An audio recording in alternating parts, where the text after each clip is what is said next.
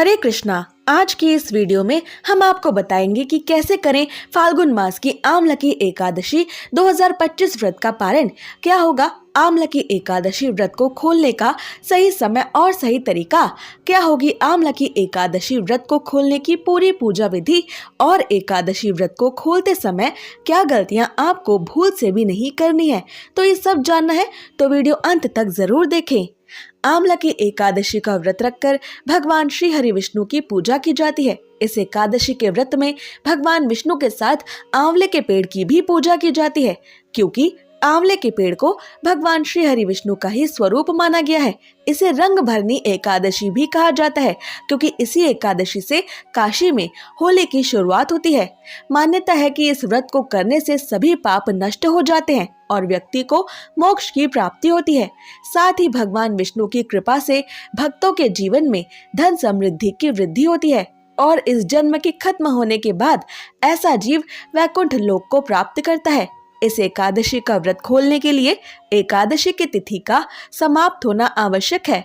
इस बार आमलकी एकादशी की तिथि समाप्त होगी 10 मार्च सोमवार को सुबह 7:44 तक, पर केवल एकादशी की तिथि खत्म होने पर ही एकादशी का व्रत नहीं खोलना चाहिए, क्योंकि नियम के अनुसार एकादशी के बाद शुरू होने वाले हरिवासर के समय में भी एकादशी का व्रत बिल्कुल नहीं खोलना चाहिए। इस बार आमलकी एकादशी के बाद शुरू होने वाला ये हरिवासर का समय समाप्त होगा 10 मार्च 2025 सोमवार को दोपहर 1 बजे तक। यानी इस समय तक भी आपको अपना आमलकी एकादशी का व्रत नहीं खोलना है। द्वादशी की तिथि शुरू होने के बाद ही एकादशी का व्रत खोला जाता है। इस बार द्वादशी की तिथि प्रारंभ होगी 10 मार्च सोमवार को सुबह 7:45 से, और ये द्वादशी की तिथि समाप्त होगी 11 मार्च मंगलवार को सुबह 8:13 तक। आइए अब जानते हैं 11 मार्च को द्वादशी के दिन पड़ने वाले सभी शुभ मुहूर्तों के बारे में, ताकि आप गलत मुहूर्त में अपना आमलकी एकादशी का व्रत ना खोल लें। 11 मार्च को द्वादशी के दिन सूर्योदय सुबह 6:43 पर होगा। सूर्यास्त शाम 6:30 पर होगा। ब्रह्म मुहूर्त सुबह 5:06 से सुबह 5:54 तक रहेगा। द्वादशी की प्रातः काल की पूजा का मुहूर्त सुबह 5:22 से सुबह 6:35 तक रहेगा। अभिजीत मुहूर्त दोपहर 12:13 से दोपहर 1 बजे तक रहेगा, और द्वादशी के दिन राहु काल दोपहर 3 बजे से दोपहर 4:30 बजे तक रहने वाला है। आपको इस अशुभ राहु काल में भी अपना आमलकी एकादशी का व्रत बिल्कुल नहीं खोलना चाहिए, वरना आपको एकादशी व्रत करने का फल प्राप्त नहीं होगा। 11 मार्च को द्वादशी के दिन आमलकी एकादशी व्रत खोलने का सबसे सही और शुभ समय होगा 11 मार्च 2025 मंगलवार को सुबह 6:44 से सुबह 8:13 के बीच। आपको इसी लगभग 2.5 घंटे के शुभ मुहूर्त में अपना आमलकी एकादशी का व्रत खोलना है, तभी आपको आमलकी एकादशी व्रत करने का संपूर्ण फल प्राप्त होगा। आइए अब जानते हैं आमलकी एकादशी व्रत को खोलने की, यानी आमलकी एकादशी व्रत का पारण करने की संपूर्ण पूजा विधि। एकादशी व्रत का पारण करने से पहले ये ध्यान रखें कि मुहूर्त के हिसाब से द्वादशी तिथि शुरू हो चुकी हो। अगर द्वादशी तिथि सूर्योदय से पहले ही समाप्त हो गई हो तो एकादशी व्रत का पारण सूर्योदय के बाद करें।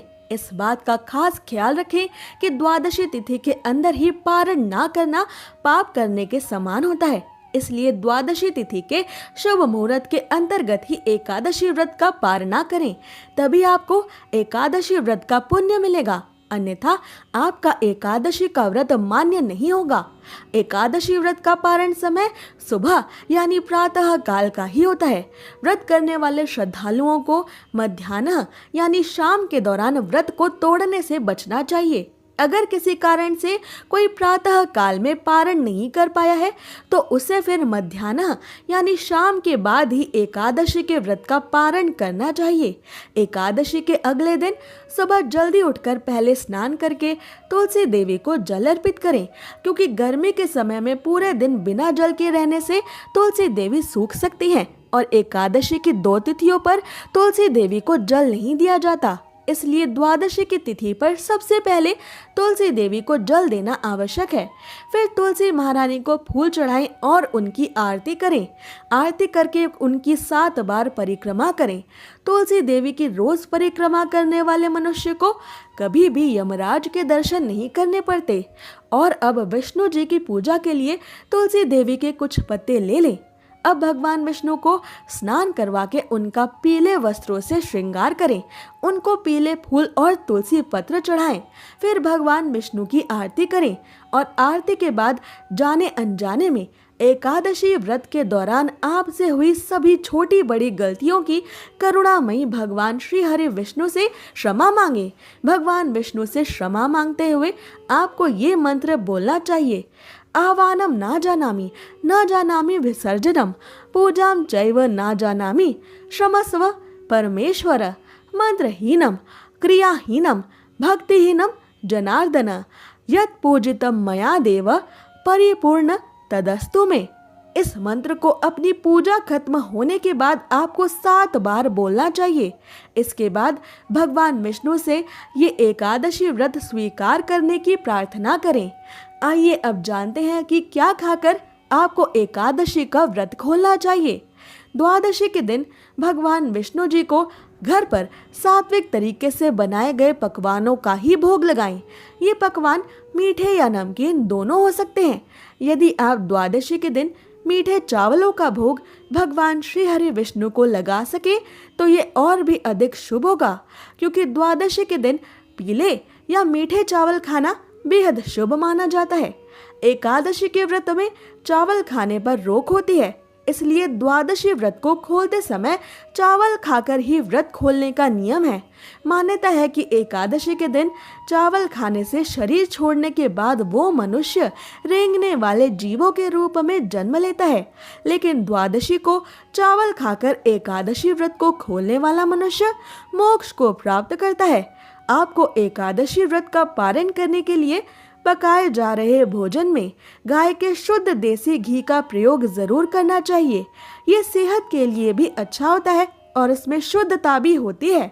आंवले के पेड़ पर भगवान श्री हरि विष्णु का वास होता है। इस कारण आंवले का भी एकादशी के व्रत में विशेष महत्व माना गया है। इसलिए एकादशी व्रत का पारण करने के दौरान आप आंवला भी खा सकते हैं। आंवला खाकर एकादशी व्रत खोलना भी बहुत शुभ होगा। इससे आपको अखंड सौभाग्य, निरोगी स्वस्थ शरीर और संतान सुख की प्राप्ति होती है। आप द्वादशी के दिन एकादशी व्रत खोलने के लिए जो भी सात्विक भोजन बनाएं, उसी भोग और भगवान श्री हरि विष्णु को चढ़ाई गई तुलसी की पत्ती को पानी के साथ लेकर ही अपना व्रत खोलें। पर ये ध्यान रखें कि एकादशी व्रत का पारण किसी मीठी चीज से भी किया जा सकता है। व्रत के पारण के लिए आप भगवान श्री हरि विष्णु को भोग में मिठाई और मौसमी फल भी दे सकते हैं। पारण के भोजन में सेम की सब्जी खाने का भी विशेष महत्व माना जाता है। विशेष तौर पर एकादशी के व्रत में सेम को कफ और पित्त का नाशक माना गया है। ऐसे में एकादशी व्रत का पारण करते समय सेम को एक अच्छे भोज्य पदार्थ के रूप में देखा और माना जाता है। पारण के दौरान आप सूखे मेवे जैसे कि बादाम, पिस्ता, अखरोट और किशमिश भी खा सकते हैं। इसके अलावा दूध और दूध से बनी मिठाइयाँ या चीजें भी एकादशी के व्रत के पारण में खाई जा सकती हैं। ऐसी ही और जरूरी जानकारियों और व्रत कथाओं के लिए हमारे चैनल को अवश्य सब्सक्राइब कर लें।